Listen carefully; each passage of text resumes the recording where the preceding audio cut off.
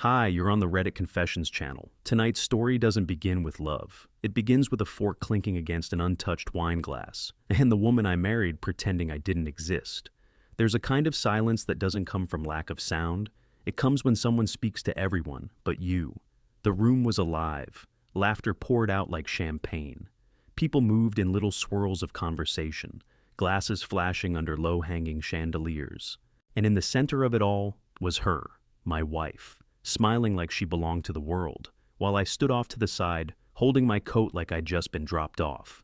She hadn't even introduced me to anyone, not when we arrived, not when she found her people, not once. I remember the exact moment I started disappearing. She turned her head to laugh at some joke from a man in a gray suit, the kind of tailored that costs more than my car. She leaned into him like gravity itself was selective. I stood 5 feet away. No eye contact, no glance, no acknowledgement. I could have screamed her name, and I'm not sure she would have turned around. But I didn't scream. I walked over to the bar, ordered water, and stood there like an unpaid intern hoping to earn a seat. My palms were sweating. My collar felt tight. And still, I stayed, like an idiot. People brushed past me. One guy bumped into me without looking back. Another woman gave me a tight smile. You know the kind. The one you give to someone you assume is lost. And maybe I was. The minutes stretched. She twirled her hair when she talked to the suit guy. At one point, he put a hand on her lower back as they leaned toward a shared joke. I set my drink down and walked out. Not fast, not dramatic. I didn't cause a scene. I just left. Got into my car, hands shaking, stared through the windshield for a while. Then I drove. No music. Just headlights and shame. When I got home, I sat on the edge of our bed, still dressed, still angry, still stupid enough to hope she'd call.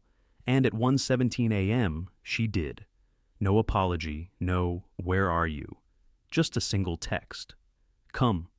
I stared at it for 10 minutes. That one word made me feel like a dog. But I didn't know yet. She wasn't texting me out of love. She was texting me because someone else had just left, and I was her backup. I didn't reply to her text right away. I just stared at the word, come. One syllable. No punctuation, no question mark, no apology, no trace of warmth. It felt less like a message and more like a trigger. Something about it ignited the worst thoughts in my head, the kind that crawl into your spine and whisper, you're nothing but a placeholder. I should have deleted the text. I should have put my phone face down and forced myself to sleep. But instead, I did what weak men do when they're still hoping to be seen. I grabbed my keys and drove. Not because I forgave her. Not because I wanted to fix anything. But because part of me needed to know why she suddenly remembered I existed the moment her new little audience faded away. But I didn't drive back to the venue. I took a detour to the parking garage behind the hotel. I parked in the shadows, turned off the engine, and watched the rear entrance. I told myself I just wanted closure, a glimpse of her leaving alone, a way to prove I was wrong for assuming the worst. What I got instead was confirmation. Around 1:46 a.m., I saw her exit through the back, not stumbling, not rushing, just calm. She wasn't alone. It was the same man in the tailored gray suit, the one with the yacht smile and empty hands. He walked beside her like he'd done it 100 times before. No hesitation, no secrecy. Just two people who didn't need to pretend. She wasn't laughing anymore. Her expression was distant, tired maybe, or bored. He opened the passenger door of a matte black car. I couldn't tell what make it was.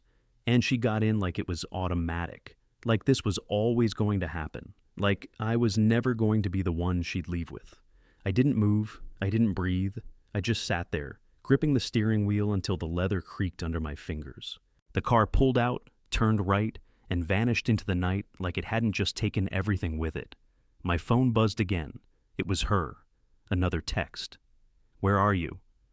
Suddenly she cared. Suddenly she remembered I wasn't beside her. Not because she missed me. Number.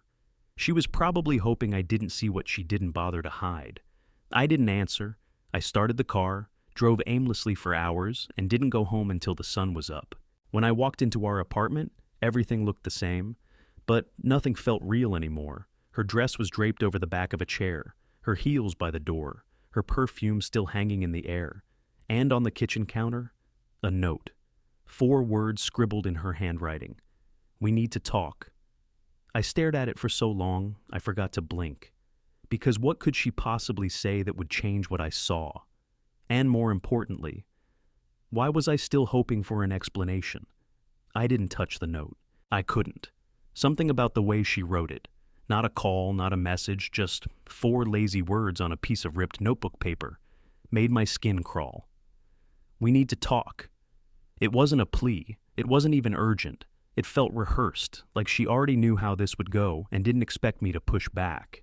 I left it there on the counter and sat in the living room, still fully dressed from the night before, wondering how long I'd been drifting through this marriage with my eyes half shut. She came home a little after 9 a.m. I didn't hear the key in the lock. I only realized she was back when Sugar, our cat, darted out from under the couch and meowed like it hadn't been fed in years. Celeste walked in like she owned the air in the room. No guilt, no shame. Just that same blank expression she wore while stepping into another man's car. "Hey," she said softly, as if testing the temperature. She didn't look surprised I was home. Maybe she expected me to be curled up in bed, waiting for her like usual. She glanced at the note still on the counter, then at me. "I see you found it." I nodded but said nothing. My throat felt like it had been welded shut. She sighed and walked over, heels in one hand, purse in the other. Her makeup was smudged. Not dramatically, just enough to make me wonder if she'd even bothered looking in a mirror before coming back. "I wasn't with him," she started, not even waiting for me to ask. "We just went for a drive. He had too much to drink. I didn't want him driving home." That was it. That was her version of things. A midnight drive, 2 hours later, back entrance. No explanation for why she didn't tell me before.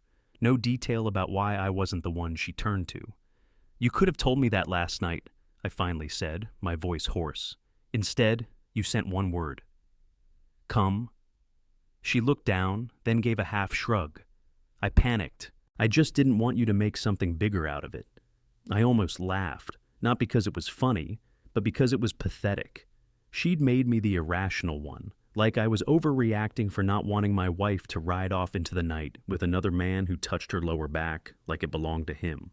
Then she sat down across from me, folded her hands, and dropped the next line like she'd been rehearsing it for days. "I think we've outgrown each other, Daryl." That did it. Not, "We need to work on this." Not, "I'm sorry." Not even I made a mistake. Just a polite breakup line delivered like a barista saying my latte was out of stock. I couldn't breathe. She leaned forward like she was doing me a favor by explaining. "You're a good man. You've always been kind, but it's like you've been checked out for years." I stared at her, stunned. Checked out?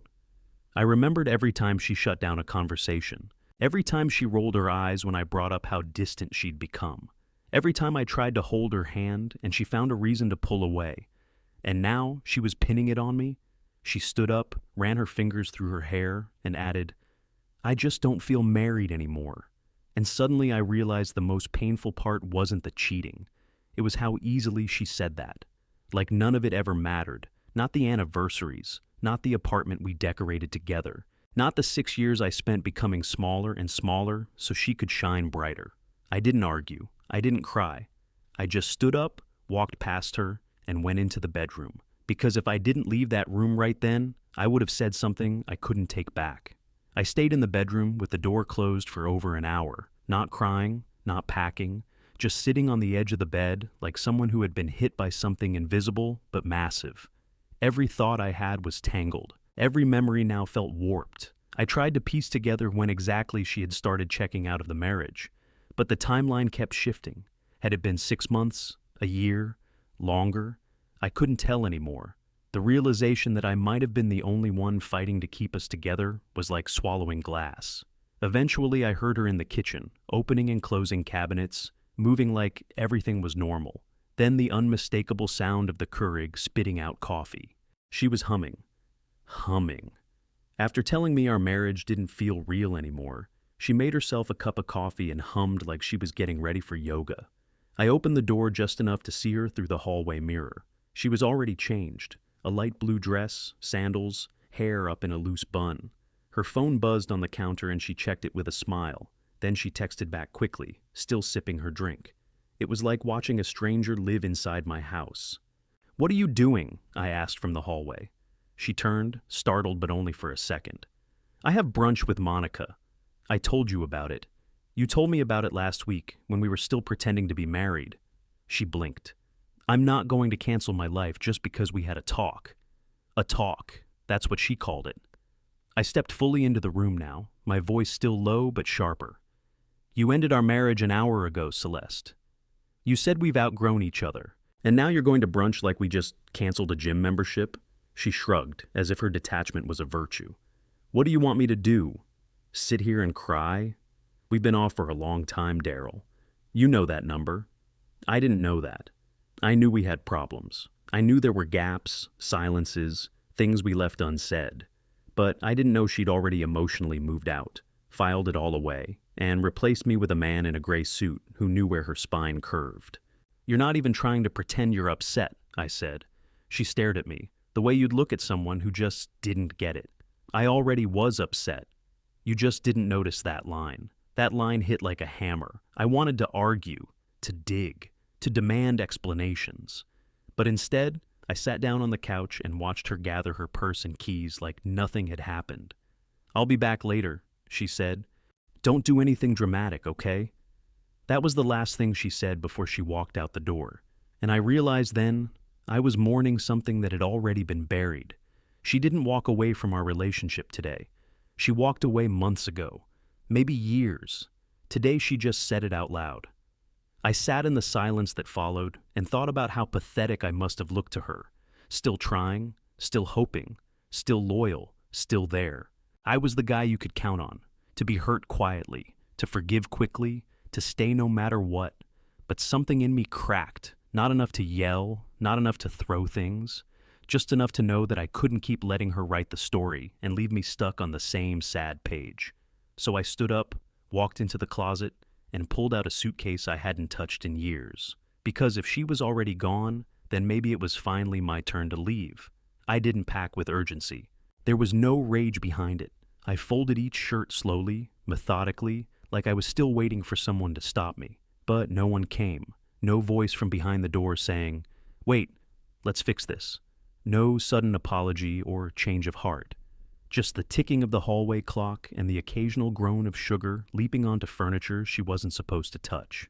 I packed 3 days' worth of clothes, not because I planned to come back, but because I hadn't decided where I was going. I figured if I started moving, the destination would reveal itself. As I zipped the bag, I caught my reflection in the full-length mirror. I looked older, tired, but something else was different too. Something in the eyes. I didn't look heartbroken. I looked empty. Like all the fight had drained out of me without warning. You know when people say they just snapped? That wasn't me. I didn't snap. I just deflated. Quietly. Before I left, I walked through each room once. Like I was saying goodbye, not to a place, but to a version of myself that had lived there too long. In the bathroom, her robe still hung on the door. In the kitchen, 2 mugs were in the sink. One with lipstick smudges, the other untouched. And in the bedroom, the bed was still made from the morning before, when I thought we were just having a normal weekend. I left a note, nothing dramatic, just, "Don't wait up. I won't." I didn't slam the door. I didn't key her car. I didn't message anyone to tell them what she did. Because the truth is, she didn't do one thing. It wasn't a single betrayal. It was 1,000 little ones. And I'd let each one slide because I didn't want to be the guy who gave up. I got in my car and drove, this time not stopping behind hotels or watching shadows. I passed a gas station, pulled in, and sat there for 20 minutes without moving. I was too embarrassed to call my parents, too ashamed to tell my sister. And none of my friends, if I even still had the right to call them that, had heard from me in months. I'd gone so far into her orbit I didn't even know where my own world ended. Finally, I checked into a small roadside motel 2 towns over. The kind of place with scratchy sheets and a TV that only gets 5 channels. The clerk didn't ask questions, just handed me a key and told me checkout was at 11. Lying on that mattress, I thought I'd feel something. Relief, anger, freedom. But I didn't. I just stared at the ceiling and wondered how I became the kind of man who had to run away quietly just to feel noticed. I must have fallen asleep sometime after midnight. When I woke up the next morning, there were 3 missed calls from Celeste, 1 voicemail, a text that just said, "Where are you?" Still no. "I'm sorry." Still no. "Please come back." Just curiosity. As if she was surprised the thing she'd been neglecting for years had suddenly grown legs and walked out the door. I didn't reply. Instead, I opened my laptop, found a short-term rental in another city, and booked it for a month. I didn't even look at the pictures. I just needed somewhere else to be. Later that day, another text came through. 5 words this time. "Are you really doing this?" And for once, I didn't feel like the one being abandoned. I was finally the one leaving. I didn't answer her text, not because I was trying to hurt her, but because I had nothing left to say. I reread her words. "Are you really doing this?" Again and again, wondering if she even understood the question she was asking. Did she think I packed up on a whim, that I'd wake up, feel dramatic, and run back to our broken silence like a scolded puppy? She still didn't get it. I wasn't doing this to her. I was doing it for me. The apartment I rented was in a city I'd only visited twice, both times for conferences that left me more exhausted than inspired. It wasn't glamorous. 1 bedroom, barely any furniture, a fridge that hummed like it was struggling to stay alive. But the quiet felt different here, not the suffocating quiet of being ignored in your own home. This was a quiet that allowed me to hear my own thoughts for the first time in years. The first few days blurred together. I walked a lot, ate cereal for dinner, read half a novel, and stopped when the married couple in it started pretending they were still in love. I stared at my phone more than I'd admit. No new texts, just that last one hanging there like a thread waiting to be pulled. Then, 3 days after I left, she finally called. I didn't answer at first. I let it ring. Then I let it ring again when she tried a second time. But the third time, something in me cracked. Not forgiveness, just fatigue. I picked up. Her voice was soft, too soft, like someone pretending to be fragile. "Daryl," she said, "I didn't think you'd really leave." I didn't reply. I didn't need to. That sentence told me everything. She didn't think I had the spine. She'd banked on my silence, my loyalty, my history of folding every time things got hard. And now she was surprised the doormat had grown legs. "I didn't cheat," she continued, before I could say anything. Not technically. Not technically. I almost laughed. The phrase felt like someone saying they hadn't set the house on fire, just lit a few matches and hoped nothing caught. "I just needed something different," she went on. "You stopped being present. You were always quiet, always in your head. You stopped seeing me." It was incredible, the way she twisted it. Like her emotional affair, her coldness, her detachment, were all reactions to my failures. She didn't apologize. She just explained, justified, made herself the victim of my silence, as if she hadn't built that silence brick by brick, year by year, with every shrug, every eye roll, every time she chose a stranger's smile over my concern. "I miss you," she finally said. "I know I didn't show it, but I do."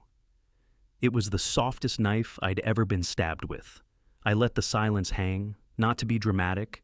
I just didn't know what words were safe anymore. Every sentence felt like stepping into a minefield of the past. "You're not saying anything," she whispered. "Because I've said everything," I replied. "For years. You just weren't listening." She exhaled sharply. "So what now? Is this really it?" I looked around the bare walls of my rental. I thought about how peaceful it felt waking up without waiting for rejection, how my voice didn't feel stuck in my throat anymore. "Yeah," I said, not with anger, not with spite, just honesty. "It might be." There was a long pause, then she hung up, and for once she was the one left in silence. The day after she hung up, I expected the floodgates to open. More texts, more calls, maybe even a knock on the door if she was feeling bold. But there was nothing. Just stillness. The kind of stillness that didn't feel peaceful anymore. It felt strategic, calculated, like she was waiting me out, betting I'd cave first. Maybe she thought I'd miss the comfort of the familiar. But there's a difference between comfort and captivity. And I'd finally learned how to tell them apart. I didn't hear from her for a full week. And strangely, life began to settle. I started cooking again, badly, but it felt human. I rediscovered an old notebook where I used to sketch, long before work and marriage ate all my creativity. I even messaged an old friend I hadn't seen in years, and we grabbed coffee. He didn't ask why I looked hollowed out, just handed me a cup and talked about baseball until I could smile without forcing it. But then came the message, the one that made everything feel sharp again. It was a screenshot, sent anonymously, no number, no name, just one image and a two-word caption. Thought you should know. I stared at it for a long time before opening it fully. It was a text exchange between Celeste and someone named T. Her contact photo wasn't visible, but the tone was unmistakably hers. Celeste. He left. I didn't think he would. T. That's not a bad thing, is it? Celeste. No, just inconvenient. T. Now you can stop pretending. Celeste. Yeah. But part of me hoped he'd fight harder. T. You already chose. Don't feel bad about it. I read those lines again and again until the words lost shape.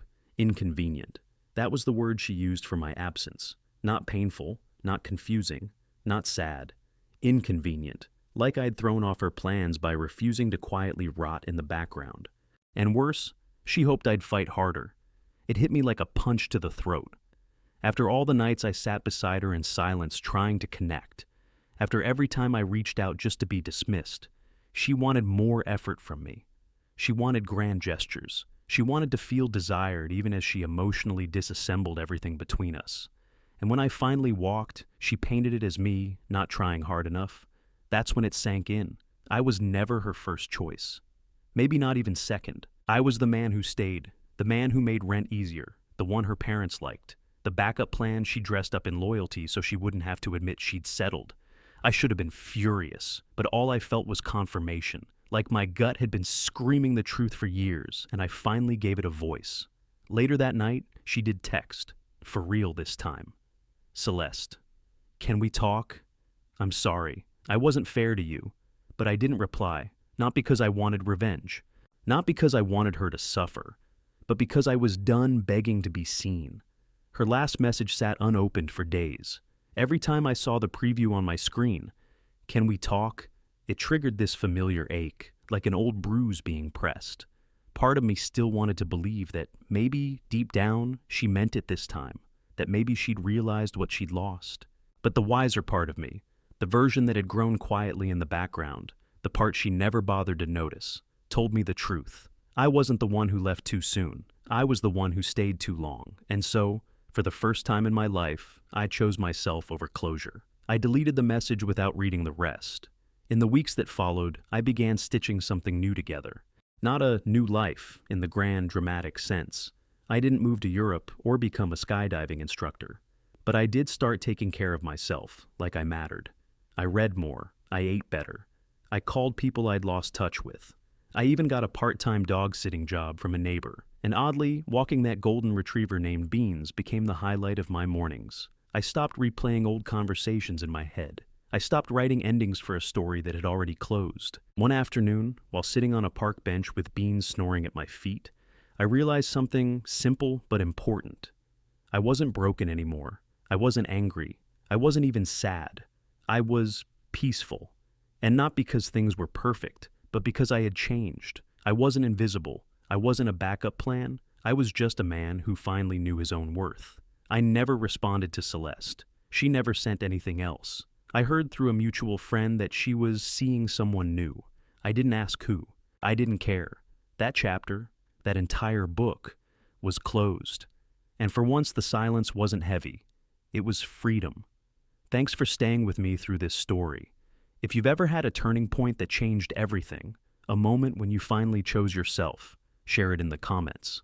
Your story might help someone else who's still trying to walk away from something they've outgrown.